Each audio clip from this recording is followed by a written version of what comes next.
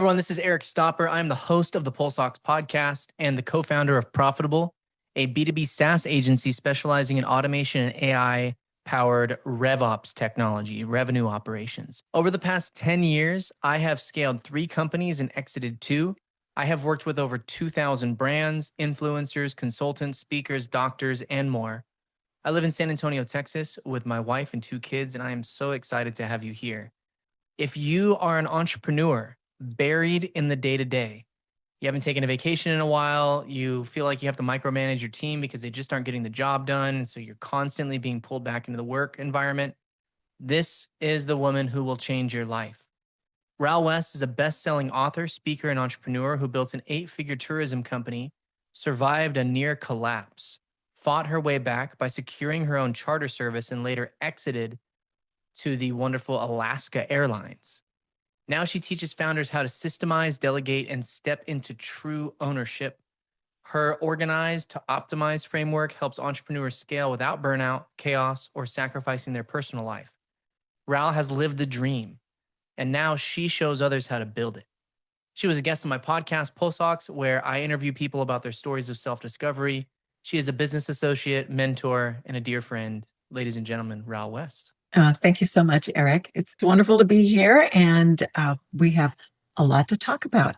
So I guess I should start off by just telling people a little bit more about me, but you did a lovely job introducing me. So let me say that I grew up in Seattle, moved to Alaska in 1980, and then to Anchorage in 1981, where I opened my first business. And it was there that I met my future husband, and together we created a business that began with just renting condos to Alaskans and providing, inter-island air and rental cars.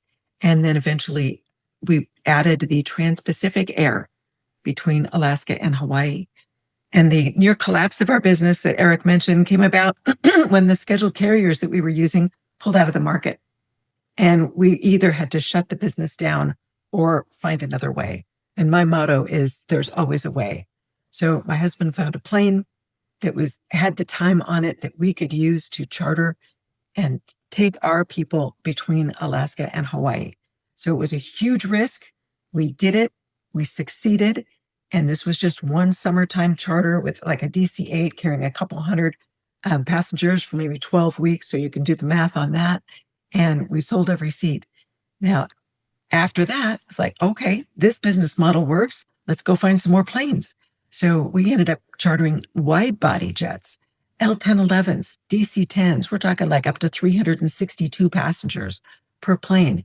And we grew the business to carrying over 35,000 passengers a year between Alaska and Hawaii.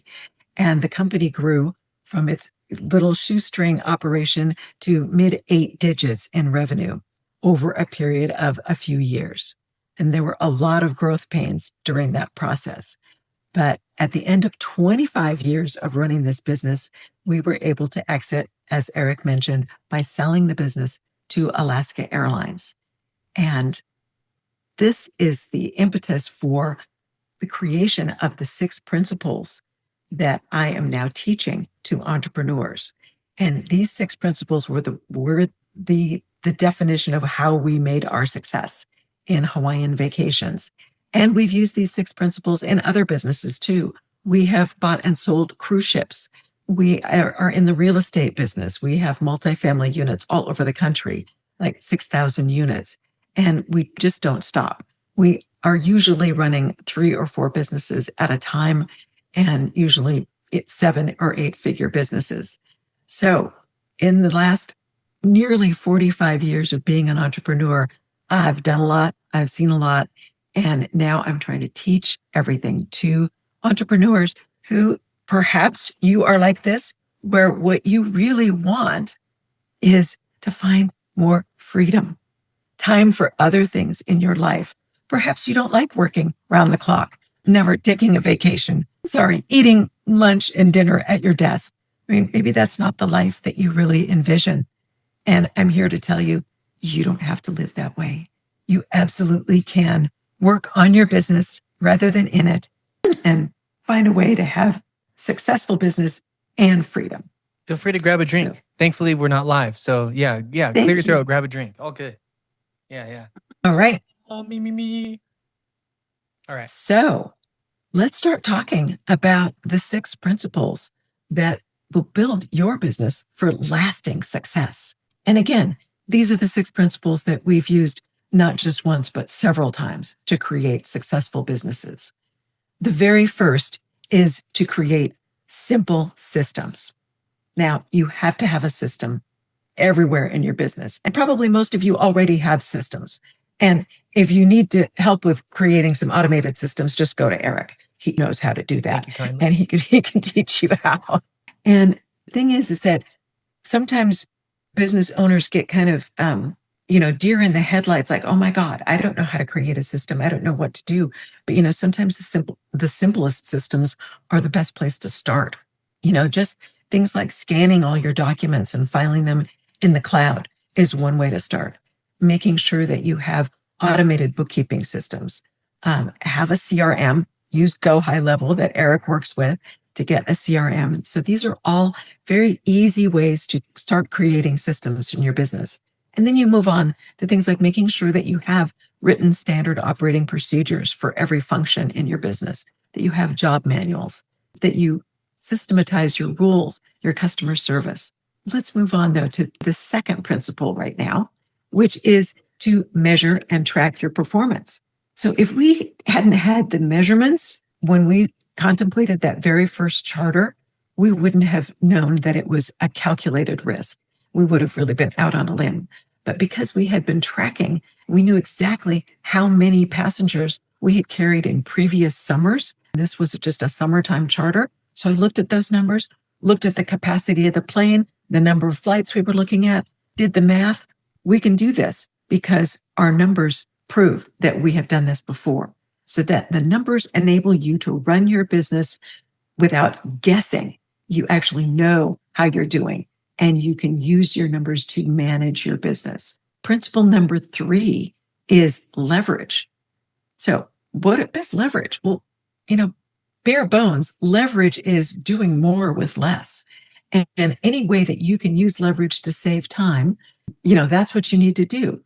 Now, automation is one of the greatest forms of leverage. Again, see Eric, he's the king of automation, and he can help you with that. But another leveraging tool is education.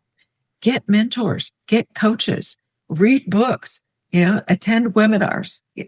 There are so many things that you can learn from others, and that's leveraging their expertise to make your time go faster. And using your team, of course, is a great form of leverage. And in order to do that, you need to learn how to delegate. And delegating is not easy. Some people say, I can't do that. I've tried it before and it was a big failure because they didn't do what I wanted them to do. It was a mess. And my response to that is, well, you didn't really delegate in the correct way. There's an art to delegating. And this is something that you can learn. And part of it is making sure that you are very specific about the outcome that you want, that you define the timelines, and that you define some of the processes and guidelines. We'll talk more about that in just a minute. But let's move on to principle number 4, which is to anchor your culture. Now, this is something that is kind of an invisible thing, and a lot of business owners don't really realize that they have a culture. Maybe they've inherited a culture that just kind of grew out of, the people that they have in their organization, and they kind of like have created their own culture. But maybe it doesn't align with your own values and principles. So you need to be in the driver's seat of your culture. You need to be the one to decide what the values are. These are my values, and now my company needs to embody my own values and principles. And we did this with our business, Hawaiian Vacations, and we coined an acronym that worked very well for being the foundation of our culture, and that was WERQ. The W was win-win, the E was efficiency, the R was responsibility, and the Q was quality. And we used that as a foundation for training our team and teaching them this is how we run our business. Everything has to be a win-win. That means our clients win, our vendors win, and obviously our team wins, and the company wins. And we taught them that, when the company wins, we'll make sure that you win too. And that really got them on board. So then we move on to principle number 5, which is build your team. And as I just mentioned, using the principle of win-win is a great way to build a very cohesive and aligned team. When the team knows that they're working towards a common goal, and that if they help the company win, they're going to see that as a reward in their own pocket. Boy, did they get excited. And there's another little analogy that I want to share with you. And, we live in Alaska when we're not in our home in Maui, where I am right now. And in Alaska, there are dog sled teams. Well, picture a dog sled, if you will, with a bunch of dogs harnessed to the front of the sled, but they all start pulling in opposite directions. Well, where does that sled go? And the answer is it doesn't go anywhere. It might even tip over. And that's not what kind of a team that you want. You want a team that's all pulling the sled in the same direction and pulling it fast. And the way to do that is to get alignment. And using this win-win principle is one great way to nurture the alignment in your team. And of course, there's many other aspects to building your team. You've got to create a trusting environment, and you have to make sure that they have training, that they have guidelines, that they know what the systems and processes are. And then another aspect to training your team is principle number 6, where you define your service standards. You need to train your team to understand that your customers are number one. One thing I've dawned on me that, gosh, without customers, we wouldn't have a business. I mean, what business exists without customers? Or it wouldn't exist very long, that's for sure. So why aren't we making our customers our absolute number one priority? And I like to say we don't just satisfy our customers, we delight them. And the way you do that is you define your service standards. And there's an acronym for service, but I won't go into that right now. But the point is that whether you're talking about your systems, your tracking, using leverage, anchoring your culture, building your team, your customers, and how they play a part in all of those principles are key. Making sure that everything about your business supports that customer experience so that you are delighting your customers in a consistent manner. And these are the things that will build your business with lasting success. You'll have repeat customers, you'll have loyalty, and this is where they keep coming back again and again and again. And our business, Hawaiian Vacations, there are not that many people in Alaska. So we had to rely on repeat business to fill those planes over and over and over again. And we had to make sure that our customers were so happy with our service that they would want to come back to us again and again and again. So defining your service standards is a way to do that. Now, you have to remember that these principles are not a one and done project. You get the principles in place, and you can start small with each of them, but then as you get a handle on it, you're going to want to refine them. You're going to change. Your company is going to evolve. You're going to grow, and you need to keep revisiting these systems, your tracking and your measurements, your leverage, your culture, your service.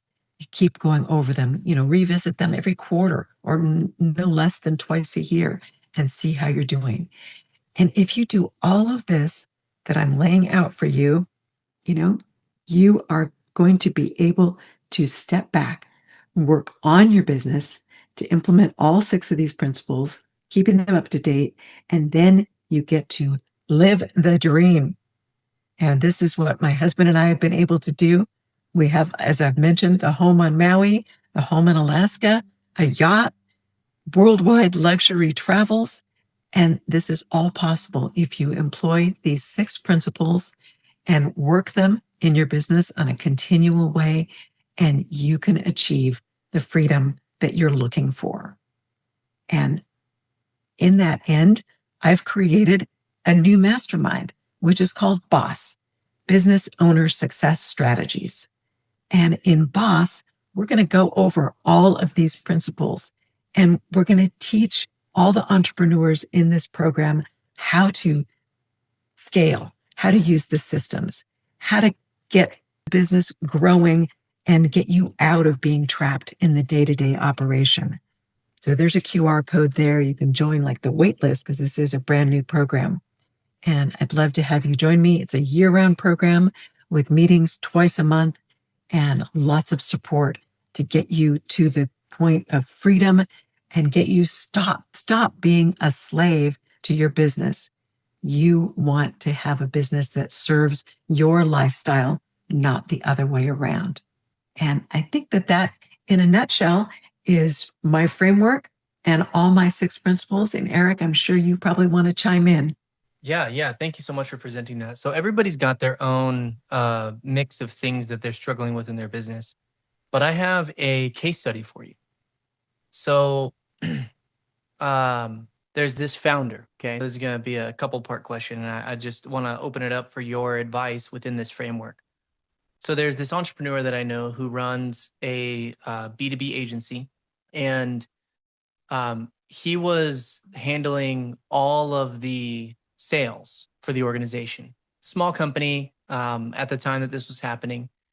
And the sales process, and it went through a lot of evolutions. At first, it was like Facebook marketing services for clinics. It was like functional medicine and anything that had to do with like peptides and testosterone.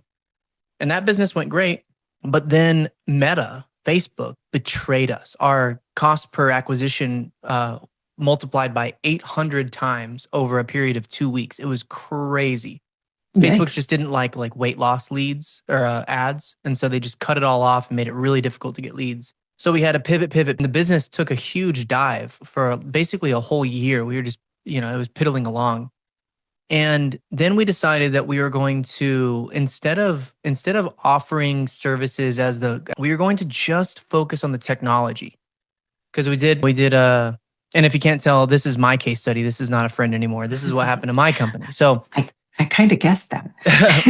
we did a SWOT analysis. We looked at the whole grid, the framework. We ran all the numbers. And what we realize is that it takes a very small amount of time from our team to support people doing a do-it-yourself route. And so we just wanted to offer the technology. So we took Go High Level, which was the CRM that we use, and we started to upgrade it. Every little corner of it that we could improve, we were trying to make it better. And so it was, we added LinkedIn automation. We added the ability to request services, which is huge. You can't do that with Go High Level. So you can go in, say, hey, I need this landing page built, and you can just pay for it a la carte. And so you have basically like a VA who will handle all this stuff for you and build it to your liking. We also added the ability to integrate your ads more fully, to have multi-platform social media management, both on the posting and on the ads that you run. And then we cracked the code on using all of the AI models into one bot. So we combined ChatGPT, Claude, Perplexity, Gemini, Grok, Imagen, Nano Banana, DALL-E, VO3. We put them all into one bot. So a person could go in there, build an entire marketing strategy with just a few prompts, and then have all of the assets generated for it as well. So we lifted up this and we started offering it. And at first, the thing that happened was my is in like agency sales, high agency sales. So here I am taking all these calls, getting people to join. Meanwhile, our team is tuned towards the technology, not necessarily the services. So I would sell like retainer services where they can, we're doing email and LinkedIn and putting in landing page development for them. And what we quickly found was that the services element was too much of a lift for our team. We had to do it a la carte, but the sales were supporting me and my family. And so me and my partner had a come to Jesus moment. That lasted about 3 months, where he was like, please don't sell the services. Like, just trust me, like sell the software, and we will be able to elevate out of this, cycle that we're in. Because we bring a client on, they'd have a pretty good experience, and then it would get not so good, and then they would leave. So we had this attrition problem. So founder-led sales, problem number one. Here I am, running the sales process and the sales team. I tried to hire two people who were really competent, and both of them, even though they were just incredible, both of them left because they didn't feel like they were doing a good job. That was what they told me. It wasn't any like managerial stuff. They're like, thank you so much for all your training and guidance and all that. But I was hiring these people and then they would like disappear overnight. And it was a real struggle for me to try and scale that team. And so my the things up pretty good. Thankfully, the company is doing very well. And we were able to get a lot of recurring people on our software platform and make it just a no-brainer deal for everybody that came in. And so I know that a lot of the people that are consuming this, that are in their business, a lot of them are engaging in founder-led sales, which I know is often the recipe for disaster. If you can't delegate the sales to your customers, then you're going to be stuck working in your business for the rest of the time that the business is operational. And if somebody wants to come and buy you, they're going to say, okay, tell me about the sales team. And you're like, oh, it's me and like a couple of VAs. And they're going to be like, well, I don't want you with this deal. Like I want a sales team with the deal. We eventually want to phase you out and put our own people in here. And so I have struggled to delegate the sales. And what we've done now is we're going full B2B, like e-commerce, SEO, YouTube videos, LinkedIn live events, that sort of thing to try and get one to many. And for myself, it's a new skill set. Thankfully, I'm a real fast learner. And so I've had to pick up the ability to do B2B marketing rather than B2B sales. And it's been a hassle. It's been a real struggle for me to like, and it's very transactional, right? Before it was all relational, it was long-term, there was big numbers. And then it became, $99 or $297 a month. And I kept spending all this time with these people. And what would happen is I would paint the whole picture. I would show them the whole elephant. Here's what we've built over 5 years, by the way, right? So I'd show them this great big monstrosity and they would want that. But then we give them the foundation. And it's like, okay, here are all the things that you need to go and build, and our team is available to help you 24/7 with whatever you need. But when they spoke with me, it was very much like, I want the whole elephant. Like Eric was talking about all these things that we can do. Like, when can we get to that stuff? And so the fulfillment team is just like constantly fighting the fact that I am who I am, right? I'm the founder and I know all this stuff and we've built all these systems. And it's, just like delegating that process, finding someone really solid that can handle that side of the business has been a real struggle for me. And I know that a lot of people struggle to get out of this founder-led sales cycle. So I'm curious, with the framework that you have, what would be your advice to me and my business, a very practical use case and scenario? You certainly have spelled out a lot. So my question is on the people who just left and said, I don't think I'm doing a good job.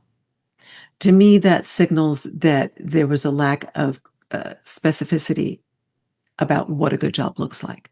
They need to know what it is that you're looking for in the way of a good job. So the design of the itself and laying out the framework, if you will, where this is what you're being hired to do. And they need to see what result you're looking for. They need to see how they can contribute to that result. And then they need to be able to win when they produce that result. So I think it really is an issue of some more delegation skills and more work on the culture, because the culture needs to be a culture where the team feels like it's in alignment with you. And if you're over here, doing your founder thing and they can't get on the same page with you, you have a problem. So you need to step back and talk to them, listen to them, find out what it is that they see that you're not seeing. Because as you said, you are you. And so the founder glasses on, and so you're saying, well, this is how it needs to be. But sometimes in practicality, that might be that applicable if you need to the team do it. So you need to step back and maybe put yourself in their shoes a little bit more and see how it is that they can do at least part of what you do. You can also chunk down some of your sales tasks and not have it be all or nothing. So there are some processes and some aspects that can be delegated, and then you get those delegated, and they get those, under their wing, and they feel comfortable with that, and then you can move on. But to just, hand over the sales to somebody and say, okay, now you're doing it. I'm not doing it anymore. And they're not going to do it the way you would. And that's going to bother you. So you need to find some common ground there, work with them. And, the culture needs to be one where it doesn't have to all be my way, but these are my values, these are my principles. So they need to fit. But let me say this. Robert Kiyosaki taught us a fruit bowl theory of business. And that is that the bowl, a static shape, whether it's glass or wood or metal or whatever your bowl is made, that shape stays the same. But the fruit inside the bowl can be in any configuration. You've got apples and oranges and bananas and grapes or pears or whatever. And, so everybody can put fruit in the bowl the way they want. So they have some freedom as long as they stay inside the bowl. So your job is to define the parameters of the bowl. This is the bowl. This is what I want you to within. And now you find your way to do it. And, sometimes we found our team had better ideas than we did. That was a bit of a blow to our ego, but nevertheless, it improved the company. So you have to be willing to let people do some leading of their own. I like that. And the question came to for me just now, that you mentioned culture a lot of times, right? This bowl and how you can put all the different ideas and all the different systems that your team needs to execute on. So in the process of developing a culture, is it an hour sprint where you just get into a flow state and you build it all from, you just do a dump and then find in one place? Is it an offsite? Is it a organic thing that slowly, do you ask your team what the culture should be, what they think it is, to get like a pulse on that? What is the most effective way of developing your culture in a systematic way that allows you to arrive at the key points that you need, and then be able to have ownership across your whole team and have buy-in? The year is kind of like yes to all of the above. And it's a process. You start by doing a 1 hour brain dump. I know, just you and a piece of paper, or you and your whatever. But then I think it's very valuable to get input from the team. Depending on, some businesses have smaller teams, some have bigger teams. So it depends on what your situation is. But getting feedback is very important. But don't lose sight of the fact that it's your business. And so the culture needs to reflect you. And I think it would be very valuable to ask your team, what do you think our culture is? What do you think the values that we stand for are? And then find out if you're actually living. Are you walking the talk? You might think that set up values A, B, and C, and everybody else might perceive them as X, Y, and Z. So, get a little bit of sync going on there, finding out if you're actually conveying the culture that you want. And so it is a process, and it is going to be somewhat organic. You can, as I said, you can start with the brain dump, and then you can have group meetings. You can have a little say, let's talk about our culture. Let's talk about what are the things that are most important. There's all kinds of methods. I know I've seen people have sticky notes, and every sticky note has a word on it, like, honesty, trust, whatever, excellent service, whatever the attributes might be for the culture. And then they can put those on a wall or on a board and then move them around and see what sticks. And in our worked out that this WERQ just actually encapsulated everything that we really stood for. Like if you look at just the R for responsibility, I mean, that's just a single word, but responsibility has so many layers to it. Responsible in terms of your finances, responsible in terms of if you make a mistake, you own it, you fix it, you apologize. Being responsible to make sure that you're delivering the product that you say you're going to deliver. many different aspects to responsibility. So it can be very simple on the surface, but there's a lot of depth to it. I love that And answer. And one of the things that I did for myself, so I left the church when I was 26. I had served a mission, gotten married in a temple, and all that stuff. So when we left the church, I was encouraged to do a values exercise for my life. And what I did was I wrote down every single value that I find valuable, and I started to play like a bracketed, single elimination where, integrity and honesty. Okay, we're going to take integrity as the catch-all value that we use for this, and then it would go to the next round. And I ended up with these 5 values for my own life that I now navigate. And I write them down all the time. I recite them to myself. And just because like the moral framework that I had grown up with dissolved all of a sudden, and I had to come up with something new. And so I think I'm going to do that with my team. The last thing that I encouraged them to do was to be proactive and to lead with love. Those were 2 values that I just encouraged them to do that on our weekly call. And I've been following up with them about it. How has this gone for you, right? Tell me a say. And that has been great. We do have some other stated values, and to tell you the truth right at this moment, I don't think I could rehearse them, which is a problem. And so I would encourage everyone that watches this video, thank you for staying till the end. You have the opportunity to clarify your culture. If you can't recite them from memory like I am struggling to right now, that's probably an issue, and your team is definitely not going to remember. So Ral, it has been an incredible opportunity to have you on this call and to share your wisdom and experience with everybody who is watching. I do have an offer for everybody that watches the video. This link will be inside of the description of the video that you're watching. We are having a buy one get one giveaway for everybody that watched this video. All you have to do is click on the link, fill out your information, and we'll get you in. Onboarding takes less than 24 hours, and we'll have you set up and humming within a week. And so that is my offer. And Ral, do you have anything else that you would like to share with us? Well, I would love for people to join the wait list for Boss and find out a little bit more about it. And I think we have a link to book a call with me if you want to find out, whether or not this would be right for you, and maybe to share some of your concerns with your business, and we can see what we can do together. Yeah. Awesome. Ral, thank you so much. Yeah. You're welcome, Eric. Easy peasy.